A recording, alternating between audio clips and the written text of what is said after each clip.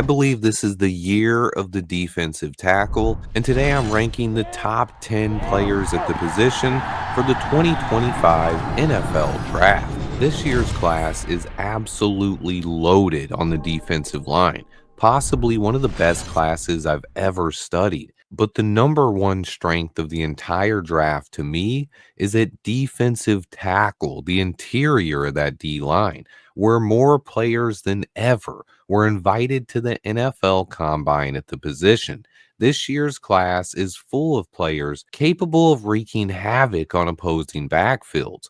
With the NFL Combine officially underway, I wanted to cover my top 10 defensive tackles in the 2025 NFL Draft. Let's get right into it. This class is so loaded that I had to include one extra interior lineman, and I could have easily made this list the top 15. Instead, I narrowed it down to the 10 best D tackles in this class and have also included one wild card in addition to the top 10. The wild card is a player who stood out at this year's Senior Bowl, Darius Alexander out of Toledo. This is a guy who has a potential to rise up the draft boards, especially after the NFL Combine, so I wanted to mention him and include him as a guy to keep an eye on between now and the NFL Draft. But now, starting at number 10, I have an explosive, powerful interior rusher from Tennessee, Omar Norman-Lott, a guy who really showcases how deep this class really is. He has 9 sacks and 40 pressures over the last 2 years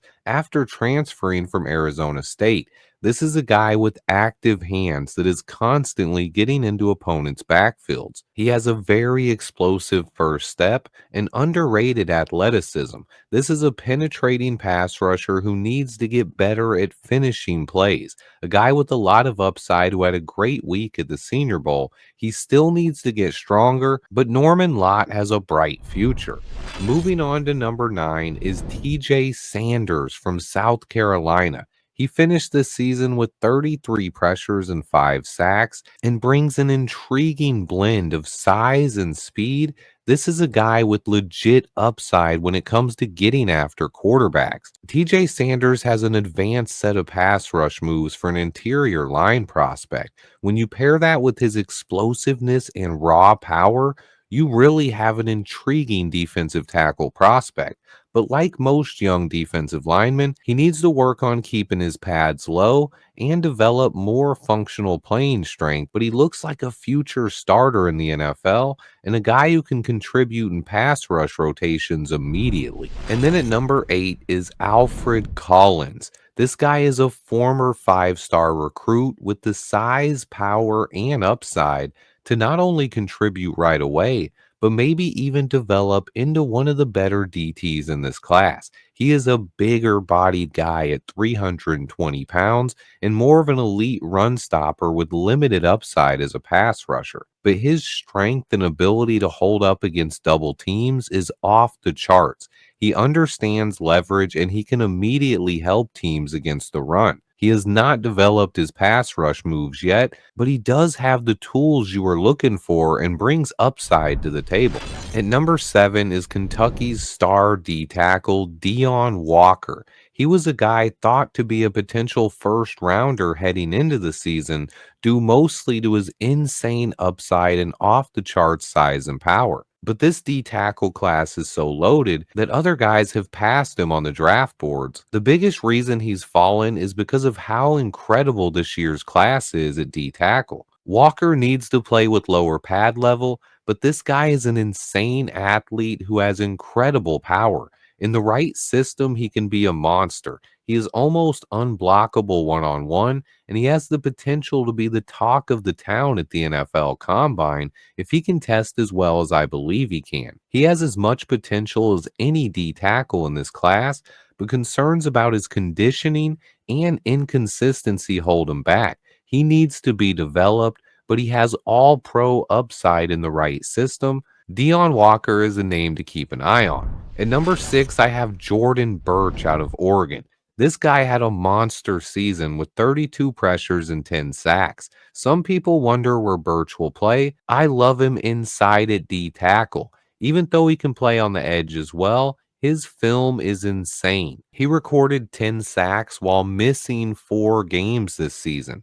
He played a lot on the outside at edge, but at 6'6", 295 pounds, with the frame to add even more, a lot of teams will see him at defensive tackle.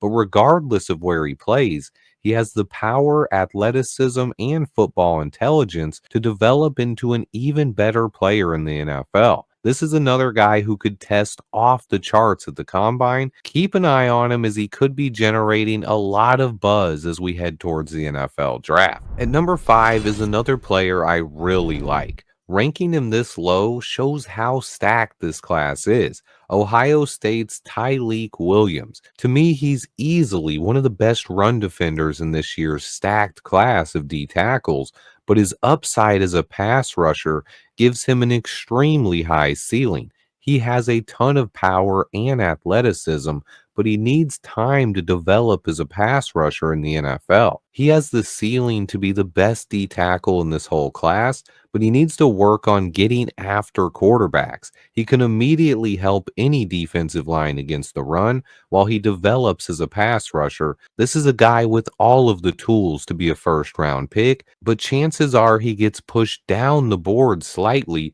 due to how much talent there is in the trenches this season. At number 4 is the second defensive lineman out of Oregon, Derek Harmon. This guy had an insane season with 55 pressures from the interior, and he recorded 5 sacks. He is really developing as a pass rusher and is such an intriguing prospect. I initially overlooked Derek Harmon, but when watching Jordan Birch's tape, it's impossible to not notice Harmon. I had him pegged as a run stopper out of Michigan State, but he shed some weight and had a breakout season in 2024. This is a guy with incredible core strength, and he plays with natural power and leverage on the interior. A guy that can collapse the pocket and devastate opposing blockers. NFL teams are going to love Derek Harmon's tape. This is a guy who could go in the first round. And then at number 3 in this year's absolutely loaded D tackle class, I have Kenneth Grant, the first of a pair of Michigan D tackles. He had 27 pressures and 3 sacks this year after winning a national championship in 2023. Grant is 6'3" and 339 pounds, a space-eating defensive tackle who comes with underrated athleticism and off-the-charts upside. He's one of the most athletic players in this entire class, a member of Bruce Feldman's freaks list. I believe his upside is as high as anyone in this class, and he is a lock to go in the first round. Grant's first step quickness and explosiveness really stand out for a guy his size. He has an advanced set of pass rush moves and the best bull rush in this entire class. I believe Grant is a lock to go in round 1 and is dripping with upside. He should be a plug and play starter from day 1 in the NFL. At number 2 is a guy with even more upside, but maybe more question marks as well. Walter Nolan from Ole Miss. He finished 2024 with 35 pressures and 6 sacks. I really love his tape, and I watched a ton of film from Ole Miss because that D-line is another one that is extremely loaded. They have Walter Nolan, Princely Umana-Malayan, and Jared Ivey. But Nolan is a guy who brings so much power and athleticism off the snap. He's a former 5-star recruit who is still developing, but has all the tools you look for in a top 10 pick in the draft. But he simply hasn't quite reached that level of play yet. The tools and the talent jump off the tape, and they're easy to see. He is clearly one of the most talented defensive linemen in this class, but his biggest issue to me was his inconsistency finding the football. Way too many times on tape, he would destroy his man, but his lack of ability to identify where the football is would cost him from possibly being the best player in this year's draft. And that's the kind of upside he has. There is sure to be a few NFL GMs that are going to fall in love with this guy, but I do have some concerns.